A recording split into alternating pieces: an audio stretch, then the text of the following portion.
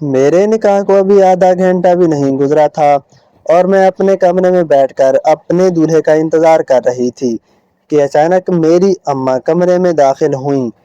میں اپنی اماں کو دیکھ کر حیران ہو گئی کیونکہ اس وقت تو میرے دولہے کے آنے کا وقت تھا اور اوپر سے اماں کی شکل بھی اتنی پریشان دکھائی دے رہی تھی کہ میں انہیں دیکھ کر پریشان ہو گئی۔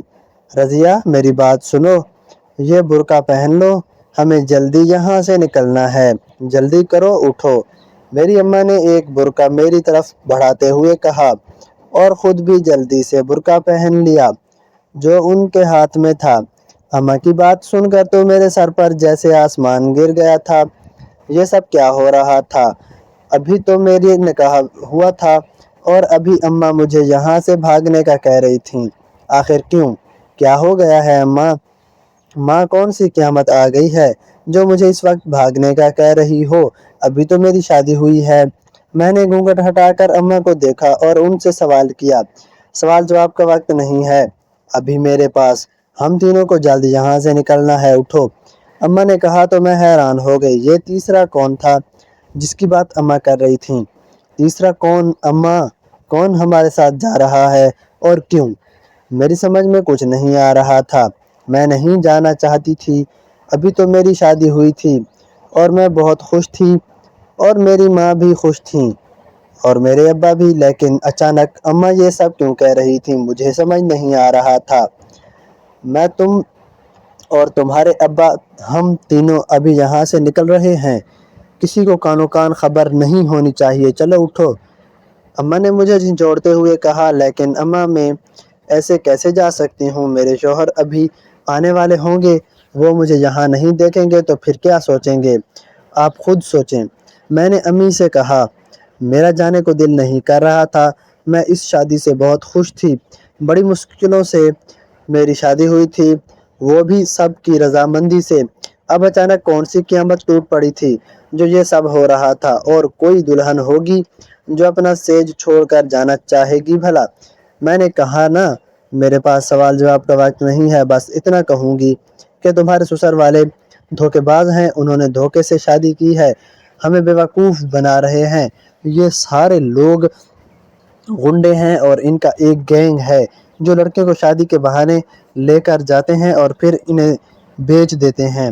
میں ابھی ان میں سے کچھ عورتوں کی باتیں سن کر آ رہی ہوں، ان کی یہی پلاننگ تھی۔ جلدی سے نکلو ورنہ اگر ہم لوگ ان کے ہاتھ لگ گئے تو یہ لوگ ہم پر بہت ظلم کریں گے، مجھے اور تمہارے ابا کو جان سے مار دیں گے اور تمہیں لے کر جائیں گے اور تمہارے ساتھ بہت برا کریں گے۔ میری بچی، میں تمہاری ماں ہوں اور تمہاری بھلا چاہتی ہوں، جیسا میں کہہ رہی ہوں ویسا کرو جلدی ورنہ ہم سب مارے جائیں گے۔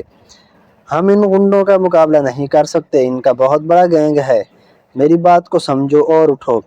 اماں نے کہا تو میرے پیروں تلے سے زمین سرک گئی۔ میرے ساتھ کیا ہو رہا تھا؟ بڑی مشکل سے میری شادی ہوئی تھی اور اب یہ، میرا دل بہت بری طرح ٹوٹ گیا تھا، لیکن پھر بھی مجھے وہی کرنا تھا جو اماں کہہ رہی تھیں۔ میں نے اپنے شوہر کی صرف تصویر دیکھی تھی اور اسے پسند کیا تھا، لیکن مجھے کیا پتا تھا کہ میری قسمت اتنی بری ثابت ہوگی۔ مجھے رونا آ رہا تھا، میں اپنے آنسو ضبط کرتے ہوئے برقع پہننے لگی۔ میں نے فوراً سے برقع پہنا۔ اماں، کیا ہمارے پاس اتنا وقت نہیں ہے کہ میں یہ لباس تبدیل کر سکوں؟ اس لباس میں تو مجھ سے چلا ہی نہیں جا رہا کیونکہ یہ عروسی لباس ہے۔ میں نے اماں سے کہا، نہیں میری بچی، ہمارے پاس بالکل بھی وقت نہیں ہے، تمہیں اسی لباس کے ساتھ چلنا ہوگا، تمہارا باپ نیچے انتظار کر رہا ہے، ہمارے گھر کے پچھلے دروازے سے نکلنا ہوگا۔ اماں نے کہا تو مجبوراً مجھے اسی عروسی لباس کے ساتھ نکلنا پڑا۔ ہم کھڑکی کھولتے ہوئے گھر کے پچھلے دروازے سے نکل گئے، باہر جہاں پر ابا ٹیکسی روک کر ہمارا انتظار کر رہے تھے۔ ابا نے جلدی سے ٹیکسی کا دروازہ کھولا اور ہم دونوں سے کہا کہ جلدی بیٹھ جاؤ۔ مجھے رونا آ رہا تھا، بلکہ بہت زیادہ رونا آ رہا تھا، مگر ضبط کیے ہوئے تھی۔ میرے ارمانوں پر جیسے کسی نے مٹی ڈال دی ہو۔ سمجھ نہیں آ رہا تھا کہ میری خوشیوں کو اچانک کس کی نظر لگ گئی تھی۔ مجھے ایسا محسوس ہو رہا تھا کہ مجھے میری اپنی نظر لگ گئی تھی، کہ میں بہت خوش تھی، کہ شہر کے بہت ہی امیر گھرانے سے میرے لیے رشتے آیا تھا، اور یہ سب کو بہت پسند آیا، لیکن کافی لوگ حسد میں بھی مبتلا تھے کہ میرے لیے اتنا اچھا رشتہ کیسے آ گیا۔ خیر جو بھی تھا، ہم ٹیکسی میں سوار ہو گئے اور ایک انجان جگہ پر آ گئے جہاں میں کبھی نہیں گئی تھی۔ ٹیکسی رکی تو ہم وہاں داخل ہوئے۔ ہم شہر سے بہت دور نکل آئے تھے۔ ہم کراچی شہر میں تھے، لیکن اب میرے خیال سے ہم حیدرآباد پہنچ چکے تھے۔ یہاں پر ایک خالی گھر میں ہم نے پناہ لی۔ یہ خالی گھر ابا کے ایک کزن کا تھا، جنہوں نے شاید ابا کو وقتی طور پر رہنے کے لیے دیا تھا۔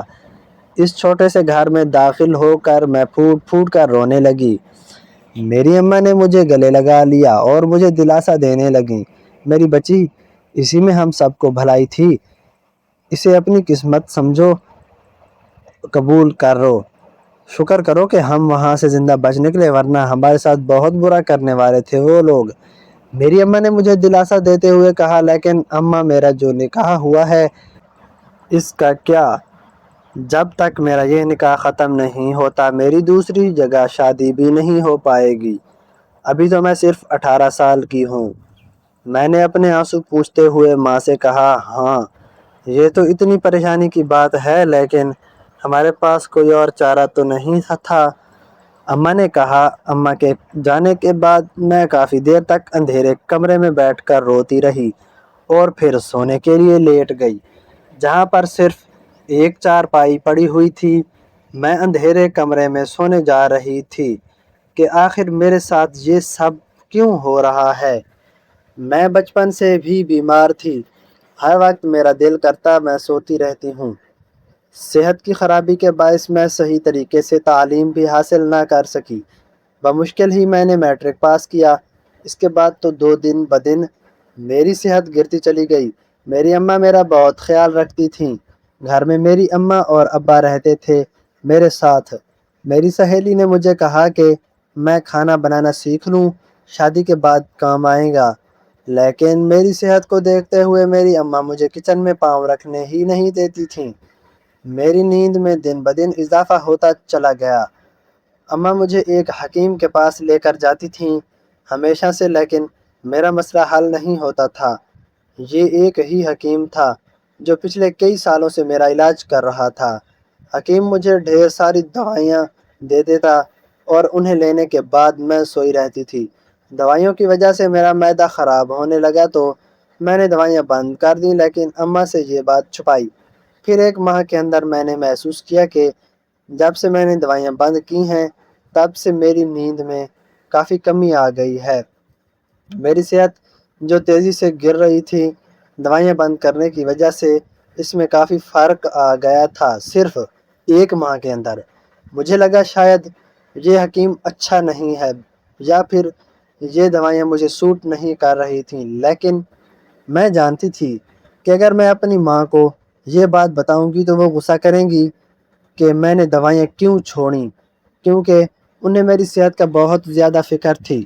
وہ ہر وقت میرے بارے میں سوچتی رہتی تھیں اور سوچ سوچ کر انہوں نے خود کو ہلکان کر دیا تھا۔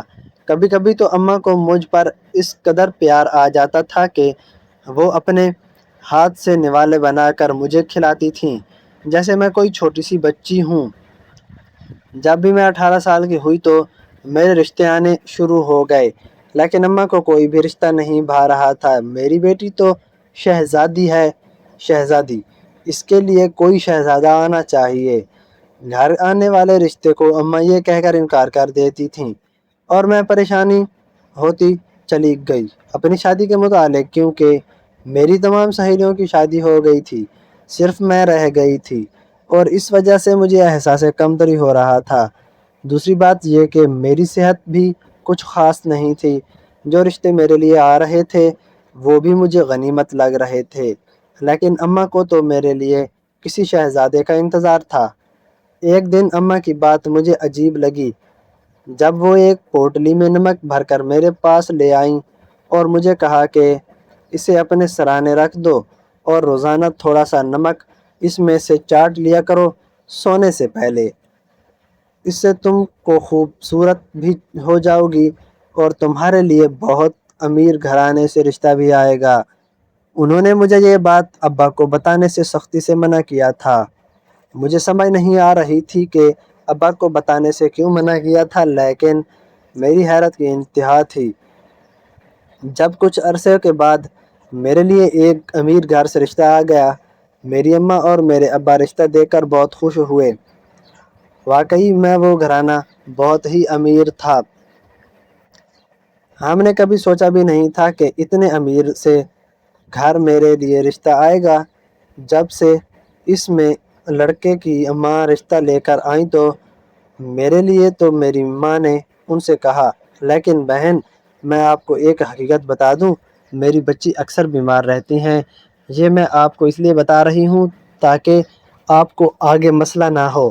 اماں کی یہ بات سن کر میں پریشان ہو گئی، کیونکہ اس طرح تو انکار ہونے کا خدشہ تھا، لیکن یہ بھی سچ تھا کہ میری ماں کسی دھوکے میں نہیں رکھنا چاہتی تھیں، اس لیے میری صحت کے متعلق نہیں آگاہ کر رہی تھیں۔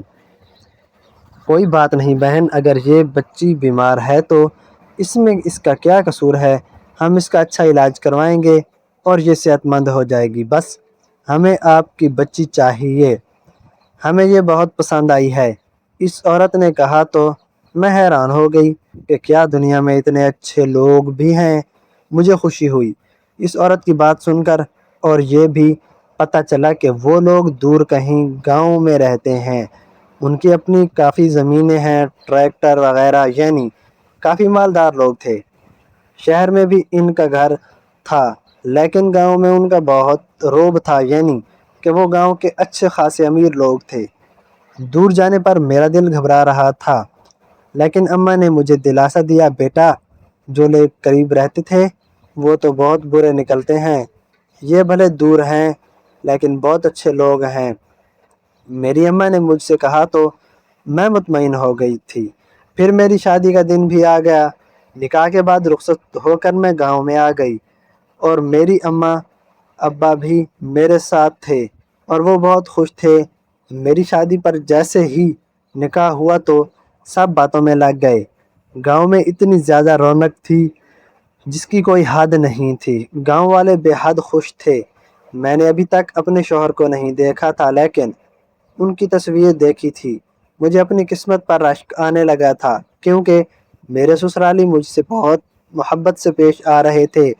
ایسا محسوس ہو رہا تھا کہ جیسے آسمان میں ہماری روحیں ایک ساتھ تھیں اور زمین میں آ کر بچھڑ گئی تھیں اور یہاں آ کر مل گئی تھیں۔ وہ لوگ اس طرح کا رد عمل ظاہر کر رہے تھے اور میں ان کے رد عمل پر بے حد حیران تھی۔ لیکن اس کے بعد یہ سب کچھ ہو گیا اور میں شادی والا گھر اپنا شوہر چھوڑ کر یہاں آ گئی۔ اس کے بعد میں نے اپنی طبیعت میں عجیب قسم کی تبدیلی محسوس کی۔ میں اچانک بے ہوش ہو جایا کرتی تھی اور پھر جلدی ہوش میں آ جاتی تھی۔ اماں مجھے ڈاکٹر کے پاس نہیں لے کر جاتی تھیں، کہتی تھیں کہ ڈاکٹر سب فراڈ ہے، پیسہ کھانے کی خاطر بہت سارے ٹیسٹ لکھ کر دیتے ہیں اور ہمارے پاس اتنا پیسہ نہیں ہے۔ اس لیے اماں نے میری حالت دیکھ کر خود ہی مجھے نیم کے پتے پانی میں ابال کر پینے کو کہا۔ نیم کے پتوں کا پانی اس قدر کڑوا تھا کہ مجھ سے پیا نہیں جا رہا تھا۔ تنگ آ کر میں نے ابا کو بتا دیا تو میری بات سن کر ابا کا رنگ فاق ہو گیا، کیونکہ وہ مجھ سے بہت پیار کرتے تھے۔ یہ تو کیا پتہ پلا رہی ہو میری بچی کو، اتنا کڑوا شربت کیوں پلا رہی ہو؟ ابا نے اماں کو ڈانٹا۔ زندگی پہلی کی طرح رواں دواں ہونے لگی تھی، لیکن مجھے اپنا غم کھائے جا رہا کہ میں اب تک اس شخص کے نکاح میں ہوں، اور جب تک یہ نکاح ختم نہیں ہو جاتا میرا کہیں اور رشتہ بھی نہیں ہو سکتا۔ میرے والدین بھی اس حوالے سے بہت پریشان تھے۔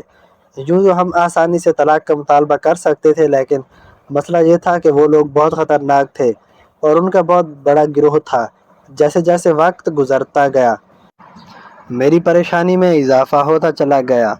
پھر ایک دن جب ابا باہر کام سے گئے ہوئے تھے، اماں سبزی لینے چلی گئیں تو کچھ لوگ جلدی سے گھر کے اندر گھس گئے دیوار پھلانگ کر۔ میں ان لوگوں کو دیکھ کر حیران ہو گئی۔ سب سے زیادہ حیران تو میں اس شخص کو دیکھ کر ہوئی جو میرا شوہر تھا۔ میں نے اسے بھی روبرو نہیں دیکھا تھا، صرف تصویر دیکھی تھی، لیکن وہ تصویر میں نے اتنی مرتبہ دیکھی تھی کہ میں لاکھوں میں سے ایک پہچان سکتی تھی۔ میں سمجھ گئی تھی کہ یہ لوگ مجھے اغوا کرنے کے لیے آ گئے ہیں، یعنی ہم ٹھیک کہہ رہے تھے کہ ان لوگوں کا ایک گروہ تھا جو لڑکیوں کو اغوا کر کے بیچ دیتا تھا۔ خبردار مجھے ہاتھ لگایا کسی نے تو میں اپنی جان دے دوں گی۔ میں نے اپنے سامنے رکھا ہوا گلاس توڑ کر شیشہ اپنی نبز پر رکھا اور اپنے شوہر کی آنکھوں میں دیکھتے ہوئے اسے دھمکی دی، رضیہ، ہم تمہارے مالک ہیں اور تمہیں لینے آئے ہیں، تو ہمارے ساتھ چلو ورنہ ہمیں زبردستی کرنی پڑے گی۔ میرے شوہر سجاد نے کہا تو میں خوف کے مارے کانپ گئی۔ ایک تو میں گھر میں اکیلی تھی، اوپر سے وہ لوگ خطرناک تھے۔ میں ہرگز تمہارے ساتھ نہیں جاؤں گی۔ میں جان گئی ہوں کہ تم لوگ سب گندے ہو اور تمہاری یہی کام ہے کہ معصوم لڑکیوں سے رشتہ کر کے ان سے نکاح کر کے انہیں بیچ دیتے ہو۔ دوسرے ملکوں میں یہ تو دیکھ کر حیران ہو گئی تھیں کہ اتنے بڑے گھرانے سے مجھ جیسی عام سی لڑکی کے لیے آخر اتنا اچھا رشتہ کیسے آ گیا۔ لیکن اب مجھے ساری بات پتہ چل گئی ہے کہ یہی تم لوگوں کا بزنس ہے، مگر میں اپنے ساتھ یہ ظلم ہونے نہیں دوں گی۔ میں نے وصیت کر کے سجاد سے کہا، اور میں حیران تھی کہ میرے اندر اتنی ہمت کہاں سے آ گئی تھی۔ شاید ہر لڑکی اپنی عزت کے معاملے میں اس طرح سے بہادر ہوتی ہے جیسے میں ابھی بہادر بنی ہوئی تھی۔ قریب تھا کہ میں اپنی جان لے لیتی، کیونکہ میں نے اپنے ساتھ یہ سب نہیں ہونے دینا چاہتی تھی۔ میں نے شک و گناہ نظروں سے اپنے شوہر کو دیکھا تو میری آنکھ بھر آئیں۔ مجھے بہت دکھ ہوا تھا۔ رضیہ، جیسا تم سوچ رہی ہو ویسا کچھ نہیں ہے۔ تمہارے والدین نے ایک من گھڑت کہانی میرے متعلق تمہیں بنا کر سنائی ہے۔ غنڈے تو وہ لوگ ہیں جنہیں تم اپنے ماں باپ کا درجہ دے بیٹھی ہو۔ سجاد میرے قریب چلتا ہوا آیا اور آرام سے بولا۔ اس کا لہجہ نرم تھا لیکن اس کی باتیں کڑوی تھیں۔ وہ میرے والدین کو غنڈہ کہہ رہا تھا۔ میں یہ بات کیسے برداشت کر سکتی تھی ان کے متعلق؟ خبردار، جو میرے باپ کے بارے میں اس طرح کی کوئی بات اپنے منہ سے نکالی، تم لوگ یہاں سے چلے جاؤ ورنہ میں چیخ چیخ کر سارے محلے کو اکٹھا کر دوں گی اور پولیس آ جائے گی اور تم لوگوں کا پول کھل جائے گا سب کے سامنے اور تم سب کے سب سلاخوں کے پیچھے ہوں گے۔ میں نے دھمکی دیتے ہوئے کہا، میرے پاس کوئی اور چارہ نہیں تھا۔ میں بے یار و مددگار کھڑی تھی، خدا کے سوا میرا کوئی نہیں تھا۔ اس وقت مجھے بچانے کے لیے تم میرے ساتھ چلو، میں تمہیں ساری حقیقت بتاتا ہوں۔ سجاد میرے مزید قریب ہوا تو میں نے چیخنا شروع کر دیا، لیکن اس نے میرے منہ پر ہاتھ رکھ کر میرے بیچ دبا دی۔ اس کے ہاتھ میں کوئی کپڑا تھا جسے سونگھ کر میں ہوش و خردے سے بے گانہ ہو گئی۔ جب میری آنکھ کھلی تو میں اسی کمرے میں تھی جس میں 1 مہینے پہلے میں دلہن بنی بیٹھی تھی۔ میں ایک جھٹکے سے کھڑی ہوئی تو دیکھا کہ سجاد، میرے سسر اور تمام خاندان میرے سامنے گھیرے ڈالے بیٹھے تھے۔ آپ لوگ میرے ساتھ ایسا نہیں کر سکتے، مجھے میرے اماں ابا کے پاس جانا ہے، میں نے ایک دم سے کہا تو میری ساس بولی، نہیں، وہ تمہارے اماں ابا بلکہ وہ لوگ چور ہیں جنہوں نے تمہیں چرایا تھا آج سے 15 سال پہلے۔ میری ساس کی بات سن کر مجھے غصہ آیا۔ آپ لوگ اپنا گناہ چھپانے کے لیے میرے والدین پر الزام لگا رہے ہیں۔ چوری کا؟ میں نے غصے سے کہا۔ سجاد اپنی جگہ سے اٹھا، الماری کی طرف گیا اور وہاں سے ایک تصویر نکال کر میرے آگے بڑھائی۔ اس لڑکی کو جانتی ہو؟ سجاد نے تصویر مجھے تھماتے ہوئے کہا تو میری حیرت کی انتہا رہی، کیونکہ وہ میری بچپن کی تصویر تھی جس میں میری عمر 4 سال تھی، اور انہی کپڑوں میں ایک تصویر میرے اپنے گھر میں بھی پڑی ہوئی تھی۔ مجھے اچھی طرح یاد تھا کہ یہ تصویر کے پاس آپ کہاں سے آئی؟ آپ نے ان حیران طرف دیکھتے ہوئے کہا اور پوچھا۔ وہ تو پھر سے میرے سامنے بیٹھ گئے۔ تم میری بچپن کی منگیتر ہو رضیہ، اور یہ عورت جسے تم اپنی ماں کہہ رہی ہو، یہ تمہاری ماں باپ کی نوکرانی تھی۔ یہ عورت اور اس کا شوہر میرے ماموں کے گھر میں نوکر تھے۔ دونوں تم میرے ماموں کی بیٹی ہو، ان دونوں کی نہیں۔ اور اب جب کہ تمام حقیقت اس عورت کو معلوم ہو گئی تھی تو ان لوگوں نے ایک من گھڑت کہانی ہمارے متعلق تمہیں سنا کر تمہیں یہاں سے بھاگنے کا کہا۔ ہم سب نے تمہیں 1 مہینہ لگا کر ڈھونڈ نکالا۔ سجاد نے کہا تو میں حیران ہوئی۔ سرور میرے ماموں تھے اور انیسہ بیگم ہماری مامی تھیں۔ تم تینوں کہیں جا رہے تھے۔ گاڑی میں کار کے حادثے میں ان دونوں کا انتقال ہو گیا اور تم زندہ بچ گئیں۔ یہ عورت اور اس کا شوہر تمہیں لے کر فرار ہو گئے۔ ہم گاؤں میں رہتے تھے۔ اس وقت سے گاؤں شہر رابطہ کرنا بہت مشکل تھا۔ مہینوں میں 1 خط لکھ کر رابطہ ہوتا تھا۔ پورا مہینہ ہمیں معلوم نہیں ہوا۔ اس حادثے کے متعلق جب ماموں کی کوئی خبر نہیں آئی تو ہمارے رشتے میں دار شہر چلے گئے کہ پورے مہینے میں انہوں نے کوئی رابطہ نہیں کیا تھا۔ وہاں جا کر معلوم ہوا وہ گھر بک چکا ہے اور کار حادثے میں ان کا انتقال ہو چکا ہے۔ بہت زیادہ معلوم کرنے کا پتہ چلا کہ تمام زندہ بچ گئی ہوں، لیکن تمہارا کوئی اتا پتہ نہیں تھا۔ ہم نے ہر جگہ ڈھونڈ لیا لیکن ہمیں کوئی سراغ نہیں ملا، کیونکہ ہم اس چالاک عورت اور اس کے مکار شوہر کو نہیں جانتے تھے۔ ارد گرد کے لوگوں کو پتہ سے چلا کہ وہ لوگ تمہیں لے کر فرار ہو گئے ہیں اور گھر بھی بیچ دیا ہے۔ گھر بیچنے والے کو اس عورت اور اس کے شوہر نے بتایا کہ اس کا بھائی فوت ہو چکا ہے اور اس کی جائیداد کی وارث ان کی بیٹی ہے جو کہ ان کے پاس ہے۔ تمہاری تصویر وغیرہ دکھا کر ان لوگوں نے گھر بیچ دیا۔ سب نے یقین کر لیا کہ وہ لوگ تمہارے وارث ہیں اور ان کے سوا تمہارا کوئی نہیں ہے، اور بڑی ہو کر تم ان کی جائیداد کی وارث ہوگی، اس لیے انہوں نے تمہیں چھپا دیا۔ 15 سال لگے ہمیں 15 لوگوں کو ڈھونڈنے میں۔ میرے شوہر کی بات سن کر میں حیران ہو گئی۔ میرے لیے یقین کرنا مشکل ہو گیا تھا۔ آپ جھوٹ بول رہے ہیں۔ میں بیچنے کے لیے یہ سب آپ کا پلان تھا جو جھوٹی کہانی گھڑ لی ہے آپ نے۔ میں نے فوراً کہا۔ میرا دل ان کی بات ماننے کو تیار نہیں تھا۔ باہر پولیس آ گئی اور اب تمہارے سو کالڈ ماں ابا پولیس کے سامنے ساری سچائی اگل چکے ہیں، انہوں نے کہا اور مجھے باہر لے گئے تو میں نے دیکھا کہ پولیس نے انہیں حراست میں لے رکھا ہے۔ پولیس سامنے بھی اور میرے سامنے بھی ان دونوں نے اپنے حرام جرم کا اقرار کر لیا تھا۔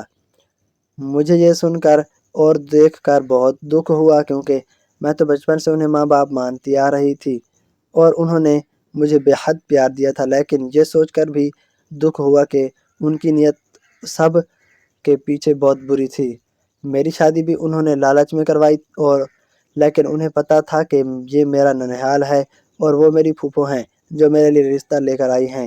ان دونوں کو لگا کہ میرا گھرانے میں رشتہ میرا کر کے انہیں بہت فائدہ ہوگا۔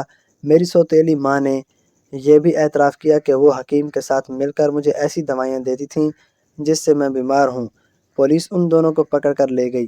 وہ دونوں میرے سامنے ہاتھ جوڑ کر مجھ سے معافی مانگتے رہے کہ میں انہیں پولیس سے بچا لوں، لیکن میرے پاس ان سب کے لیے کوئی معافی نہیں تھی۔ انہوں نے میری زندگی خراب کر دی۔ میری والدین کی حقیقت مجھ سے چھپائی اور میری جائیداد بیچ کر انہوں نے پیسے چھپا لیے۔ مجھے ساری زندگی اپنے رشتہ داروں سے دور رکھا۔ سب سے بڑھ کر یہ ساری زندگی مجھے پیار اور بیمار کیے رکھا۔ اس بیماری سے مجھے جتنی تکلیف پہنچی تھی وہ میں ہی جانتی ہوں، کیونکہ میری جان نے سہا تھا سب کچھ۔ آج میں نے اپنے شوہر اور اپنے اصل گھر والوں کے ساتھ خوشگوار زندگی گزار رہی ہوں، اور وہ دونوں جنہوں نے بچپن میں مجھے اغوا کر لیا تھا آج جیل کی سلاخوں کے پیچھے اپنا انجام بھگت رہے ہیں۔ دوستو، اگر کہانی اچھی لگی ہو تو لائک کریں، چینل کو سبسکرائب کریں۔ اللہ حافظ۔